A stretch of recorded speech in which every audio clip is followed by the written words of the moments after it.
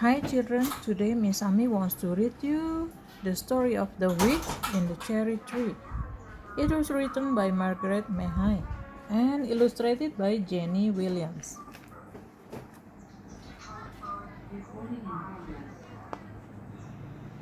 One damp dull day, David's mother was baking cakes. High over the witch, whirling like a lonely cinder, smelled the warm and friendly smell of baking. For years, the witch had had only cakes baked by other witches. They taste terrible. Witches can't cook. Making smells spoils them for ordinary cooking. All their cake pans taste of damp and rust. Cakes, muttered the witch.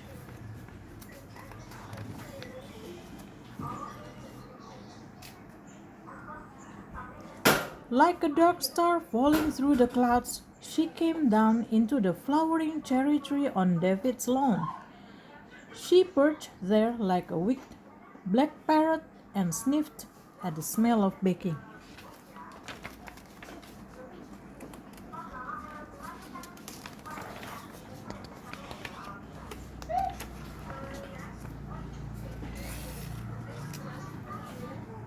You should see what's come down into our cherry tree, said David.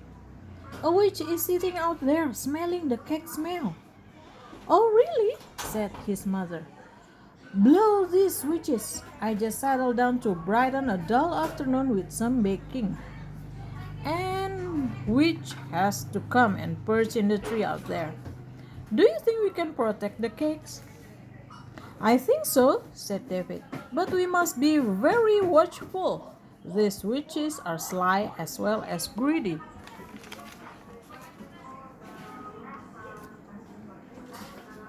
At that exact moment, there came a knock at the door. David ran to open it. He peeped out carefully. Ah, good afternoon, said the witch. I am a great cake expert tasting cakes in this part of the world. Your mother could win a medal with her name on it if I happen to approve of her cakes. I'll just come in and try a few mouthfuls. She waited to be invited in, but David did not invite her. If you invite a witch in, she can stay as long as she likes. You might have her living in some cupboard forever.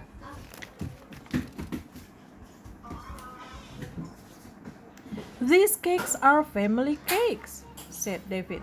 They aren't witch cakes. He shut the door firmly. I like the way you put that, said his mother admiringly. The witch was furious, but she could not come in. She was so furious she did a little rain dance out of the lawn and made it rain.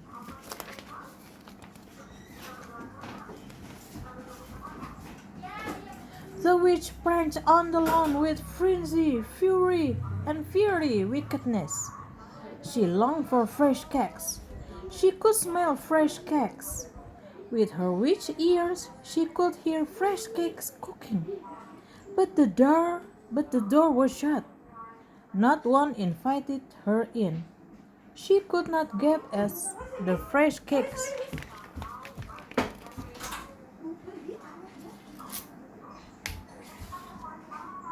David's mother went on measuring and mixing, while her first batch of cakes cooled on the wire cake rake. The witch stood under the cherry tree, making a few magical gestures. A tent, striped in pink and white, appeared. The witch beat on a drum and started to shout. Great cake contest! Great cake contest! Bring out your new baked cakes and win a magical egg beater! Hear that? Said David's mother. I could do a new magical egg beater. The magic's gone out of my old one. Don't you realize that's just a witch being sly? Cried David. Don't take any notice. You can trust a witch to judge cakes. She'll just eat them and fly off laughing. Hmm, I suppose you are right, dear, said David's mother meekly. Outside, the rain began to mat the witch spell. The tent slipped down into pink and white puddles. The drum faded. The witch just stood there in the rain with water trickling over her hat, brim, and down her nose.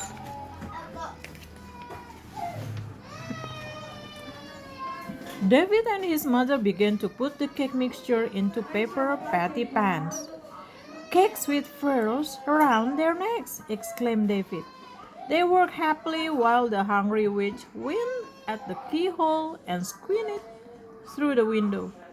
Now we're having thunder and lightning, said David's mother. Yes, that's the witch doing, said David. She screams at not getting in, but her magic won't work where it's light and warm and smells of baking. Okay. We'll put this tray of cakes in the oven now, said David's mother.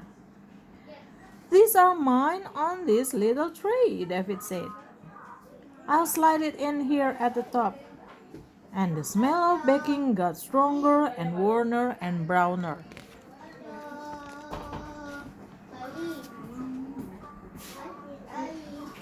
David looked out onto the lawn. A crumpled shape lay there like a broken black kite. The witch has fainted for lack of cakes, he cried. He did not want to be unkind, even to a witch. Mom, shall I take a cake out to her? He asked, just to revive her a bit. Be careful, said his mother. You know how cunning witches are. So David took a strip umbrella in one hand and a cake in the other. Quick as a cockabilly, he slid down the path and onto the cherry tree lawn. He bent over the crumpled witch.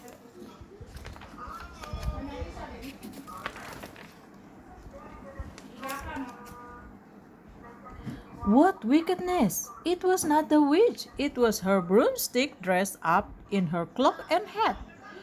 The witch leaped down on David from her perch among the pink and white blossom. Quickly, before she could cast a spell, David lunged at her with the stripped umbrella. The witch did not expecting such bravery. She fell over backward and lay there with her legs waving in the air. She looked like a beetle.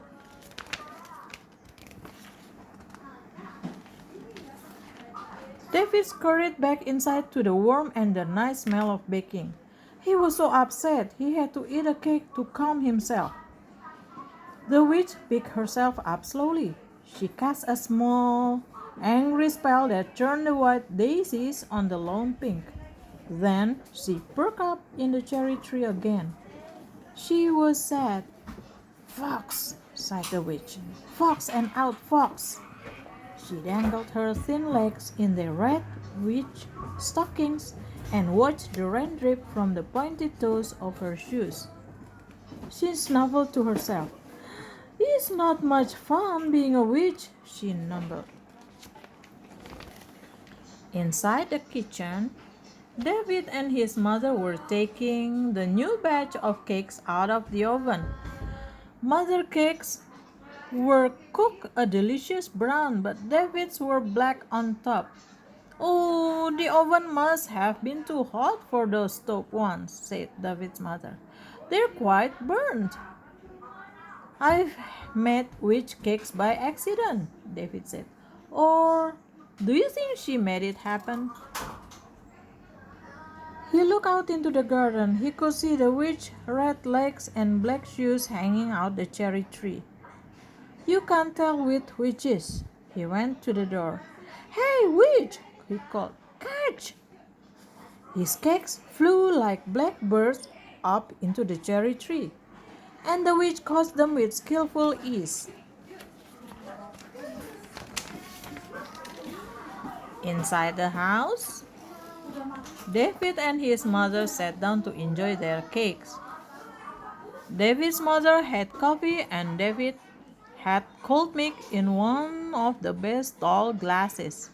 They had a plate of cakes between them. We should wait until they cool properly, said David's mother. But I like them warm. Out in the cherry tree, the witch ate her cakes one by one. She liked them burned. She preferred them burned. That is the way witches like cakes. When she had eaten them, she felt much better. She felt sustained. Ah, that boy is certainly a marvelous cook, she said to herself.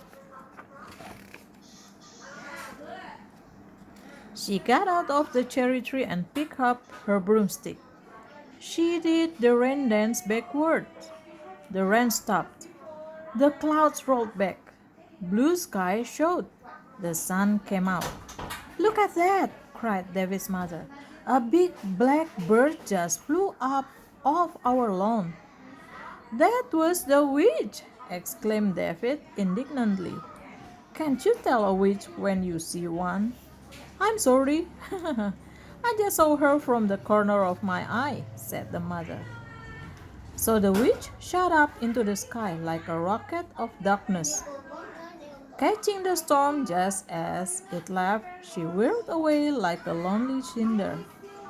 The sun shone and David went out to play. The end.